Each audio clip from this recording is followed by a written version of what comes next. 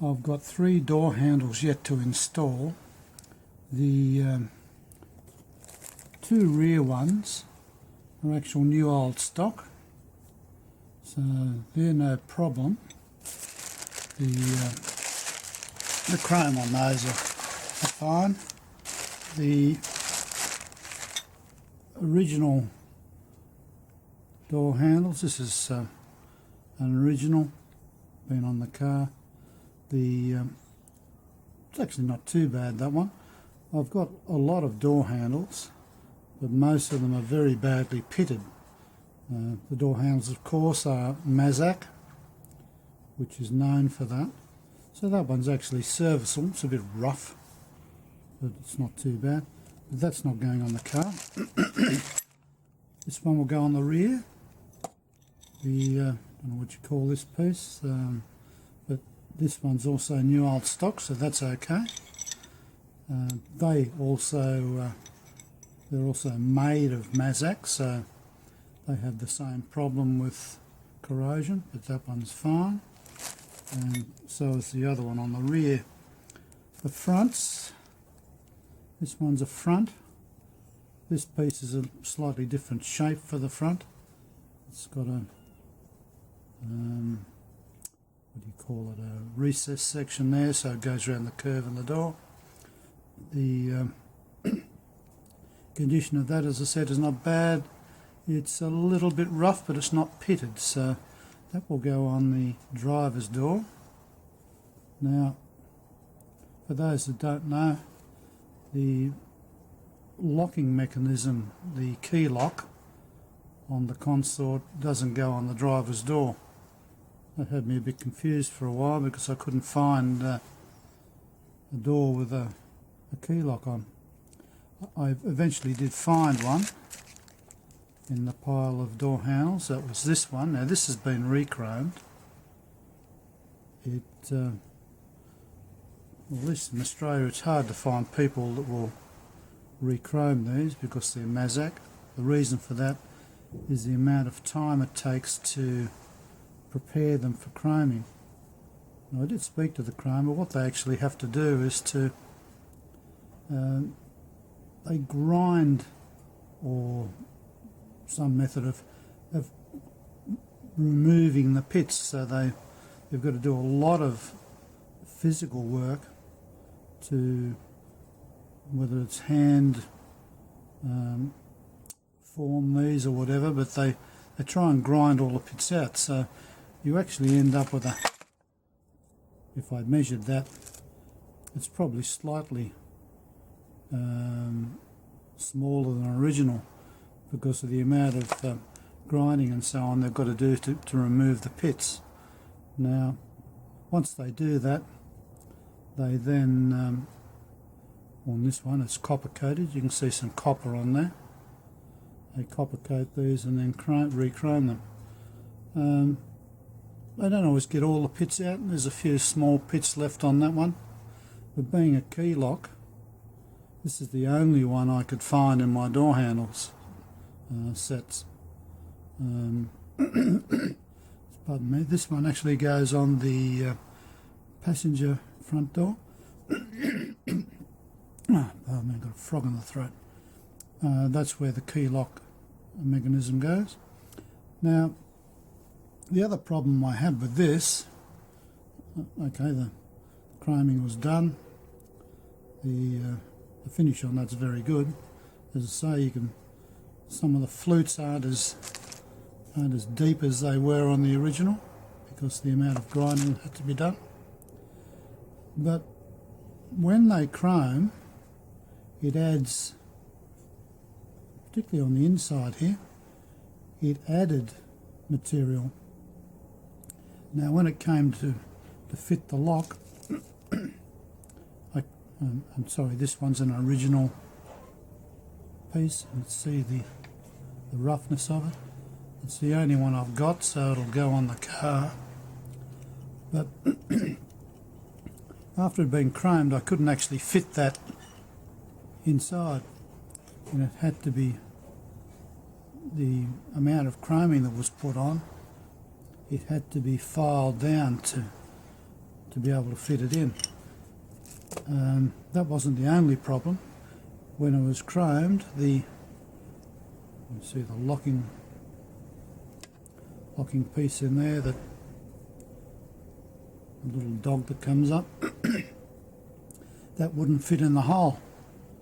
Now that's a square section, a little dog, and the hole had so much chrome inside it that it didn't even appear to be square. So that had to be carefully filed out to be able to fit that in. So it's taken literally probably 4 hours to actually get that mechanism to go in. Even fitting the tumbler was a little bit difficult because of the chrome inside.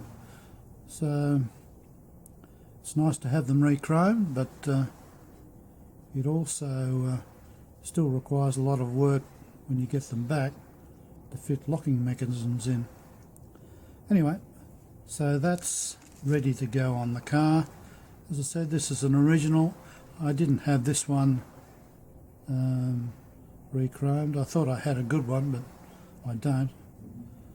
And I'm not going to try and get that re-chromed now because it's one small piece and the chromer is quite some distance away. Probably about, I don't know, about 300 kilometres away, so it's a long way to go and get one piece chromed, drop it off and then come back and then go back and pick it up. It's also very costly for that one piece. It's quite an amount of money. Anyway, it's not worth the trip. It's good enough to go on. The surface that I will be able to see from the outside of the car, it is not too bad, but anyway, it will suffice. So, I've still got a bit of reassembling to do on this. There's a few pieces to go on the inside. There's the shaft, which goes inside the...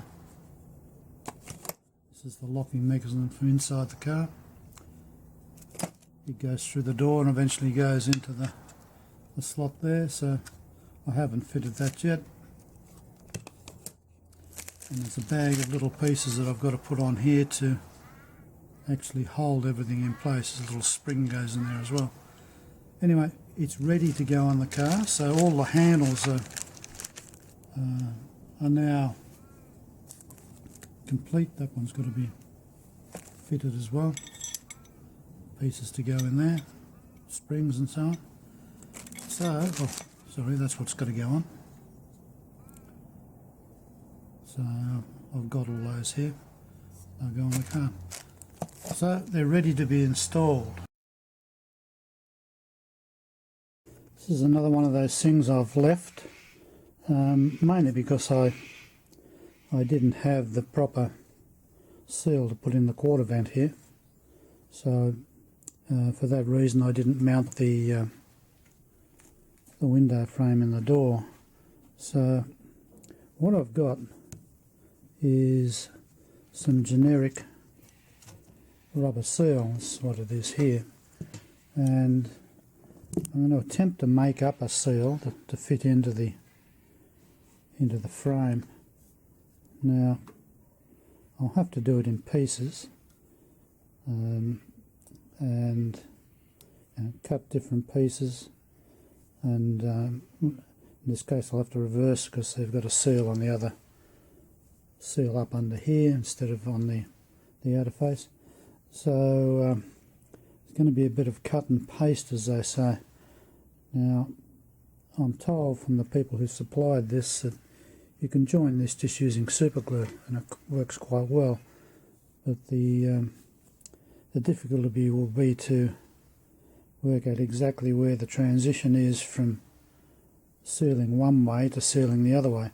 So you can see when this comes up, it's obviously got a seal behind that piece of chrome, and this one here, as that comes down, that seals the other way. Same occurs on this side and the same occurs on that way. So they're all facing different directions. So anyway, I'll start the process of cutting and fitting. It'll just take a little while and I'll see what the end result is. Now, I've cut all the seals out, bearing in mind these are generic seals, so although they fit in the channel, they don't actually fit, and we can see the grooves in the back of the rubbers. Now on the bottom they do, but on the uprights they're a little bit loose, they're not quite catching in. So what I'm relying on is the glue to the frame.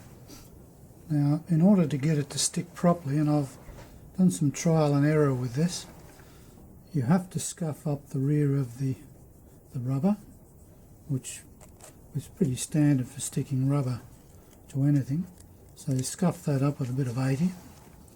But I've found that because the frames have been chromed, now I know they haven't been polished internally, but they're still fairly smooth, so I need to rough those up a little bit as well to be able to get the glue to adhere.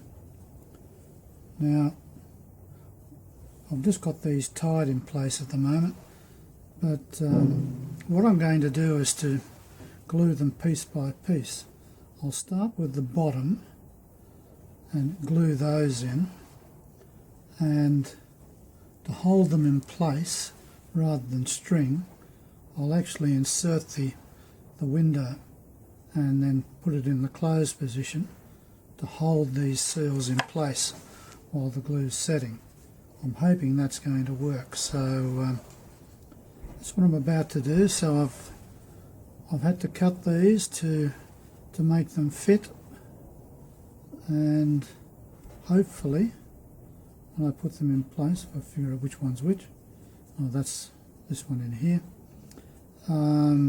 they'll actually seal quite well. So anyway, time will tell. It won't be until I try and glue these to see whether it in fact works the way I want it to. The quarter vent's gone in okay. The new seal seems to fit okay all around the edges. I've got to do a little bit of adjustment on the hinge here, the bottom hinge. I haven't fully done that yet. It's just hitting a little bit up on the top corner, so I need to pull it across a little bit. I'll do that later. What I've been putting off for a long time is actually fitting up all the doors. Now, some time ago I did do the driver's passenger rear. Now I put the glass in and put all the insulation inside the doors, all the locks and so on. I have been putting off doing the other doors, and one of the reasons was doing the quarter vent seals. Now, having solved that problem, it's now time to pick up all the pieces around the workshop and put the windows and locks into place. It takes quite a while. Apart from the lack of room to work, I'm actually sitting in the car, so it's a bit awkward to try and show what I'm going to do. But just looking at the back door here, I've got to be able to put the insulation in without fouling all of the window winders, the window frames, you know, the lock mechanisms and so on. So, like everything, it's a case of putting things on and taking them off. That's why I haven't put this front frame in. I've just put a few loose screws in. That's just to hold it there. It's just a place to store it so I don't trip over it. But that will come on and off quite a few times to make sure I've got the right clearance. So there's a fair bit of work to do in this, and that's apart from getting the locks right and the lock mounts right, make sure they catch properly and so on. So I've decided to, as I said, to look around the garage, pick up all the pieces and put all these things into place. And also I've got the weather seals. I haven't done that except on one door. So there's quite a bit to do, and like everything, it'll take time, but be good to get it all into place.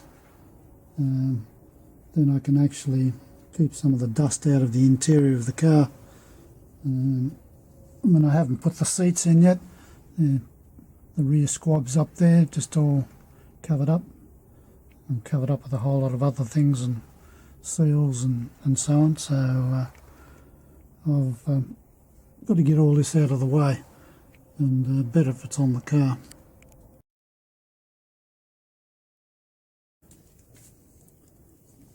All the insulation's been put inside the door, all that I need to do anyway. The thing that I've been trying to do is to mount the window winder. The problem I've had is that when I connect it up, it doesn't lift the window all the way, so I've got a gap of about that much at the top where it won't go any further. What I found was that the channel on the bottom, for some reason, was squashed a bit at this end. Not by much, but enough to make it so when the winding mechanism would come along to about that point, it would then jam and wouldn't push the window up any further. So I've actually prized that open a fraction. It's now reached the stage where it will wind the window right up. Now I've just lubricated that to make it a little bit easier to slide across, but hopefully when I assemble it this time it will wind the window fully. So I'll just do that now and see how that goes.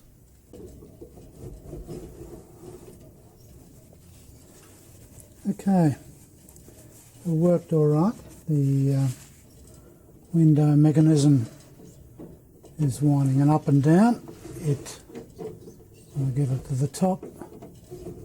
It closes the window, so that's good. So the next thing to do is to start mounting the lock. Now, it goes on here. I've still got a little bit of work to do on the door handle outside. Haven't quite finished putting that together, but it won't take too long, and hopefully I can get this lock in place and then run the issue of trying to adjust the actual door lock onto the body. So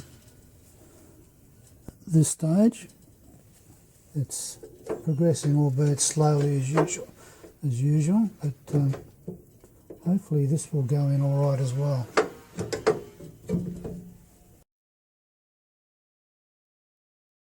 It's interesting that even though the front doors of the Consort are much bigger than the rear, the windows are smaller, and that's because of the vent in the front. So much smaller window. The rear window is actually quite large, even though the door itself is shorter, certainly at the bottom end anyway. The amount of insulation I've got to put in here is quite significant, so I'll proceed doing the same as I did for the rear, but instead of only covering an area of about this much, I've got this additional area at the front I've got to fill in. So I'll start that now the windscreen frame itself is just temporarily in place. I may not need to move that at this stage, so I'll see how I go. It's not going to impede much with the putting the insulation in, but I'll go ahead. The first aim, of course, is to get that in. I don't think it's going to foul the tracks. There seems to be enough room, but I won't finalise the frame until I've got that insulation in. Well, this front door's finished. No real problems. The door shuts all right. The lock mechanism's in. As it's double click. The only difficulty I had was the door catch on the pillar, that I actually had to remove all of the dashboard. And the reason for that is I forgot to put the locking plate behind the pillar. I had it with the locking mechanisms in a bag, and for some reason I hadn't slid it inside the pillar, so all the dash had to come out. And it's the same on the other side, so I had to pull the whole dash out and slide the plates in. So that's done. It works all right, so I'm happy with that. Window winds up fine. There was no difficulty with that. That was all quite straightforward. So it's now in place. The door shuts fine. So now moving over to the last door, the driver's side. So hopefully that will go all right. Now I've almost finished all the doors. I've been putting these weather strips on. Now these are, I'll call them modern, probably not modern in terms of current cars, but certainly modern for the 70s, 80s and 90s. They're a weather seal that goes on the window, and I mean that's the profile of it. The on the one side that brushes against the window, it's felt and it's angled so that pushes against the window and provides a bit of a weather seal. On the other side there's a rubber, this rubber piece here, which goes over the body of the door and then provides a seal along the door. Now these cars, well, this car in particular, didn't come with that sort of a seal. What it came with, and this is rather dirty, but that's what it is. It's like a, oh, hard to say what it's like. It's just a folded piece of probably leather. I thought it might have had piping in the top, but it doesn't have piping, but it seems to spring open a bit. So what that does, that attaches to the inside of the door, and then this piece of leather brushes against the window. And this is the front door one, and up in the front end this leather is rather flat, and that provides a seal between the quarter vent and the door. Now I'm putting these newer seals on, so it's a little bit different, particularly in terms of the quarter vent area. So what I actually have to do is to make a cut on the front pillar here at the door opening, or the window opening, and then that lip I have to fold down inside the door, between the door and the frame. I fold that down and then I tighten the frame up against the door. What that then does is provides a good seal along the edge of the vent, and also enables you to open the vent. Now that vent won't open at the moment because this seal is sticking up over the edge of it. So what I've now got to do is to fold that down as I gradually increase the tension on the frame into the door. So it takes a while, but I guess it's a relative modern version of solving the water access problem into the door. So I think it's worth it in the end. Driver's door is now finished. The lock went in okay. All the insulation inside, quarter vent, the seal, the window seal on the outside, that went in okay. I've just got to do a little bit of a cut there to finish that off. The section here that I had to push into the behind the frame, that's all gone well. So all in all, that worked quite well. So all the doors are finished in terms of their frames and windows. And also the locks, they're all okay. The inside of them, I have yet to do the door cards, so that will take a fair bit of working out. I mean, I've got some old door cards to work on, but there are areas where the card has been too damaged to work out its shape, but I should be able to figure that out. So the door cards have got to go on, the wooden trim across the top. Not sure about an internal seal. It's very hard to find the remnants of them on the doors that I have, but I'll look at that to see whether I can get a modern version of an indoor. It's not so much a seal; it's it's probably a fur-based piece that should fit against the window. Well, it does on most cars, so I assume there would be on this. So it's I'll clean up some of the mess I've got inside the car, all the nuts and bolts.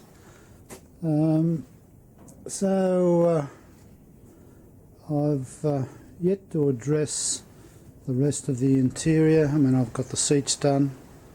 They're all okay, but I've got to do the headlining and other internal trim. So that's going to be another tedious job, because I don't have lots to work on, but I'm sure I'll be able to figure something out.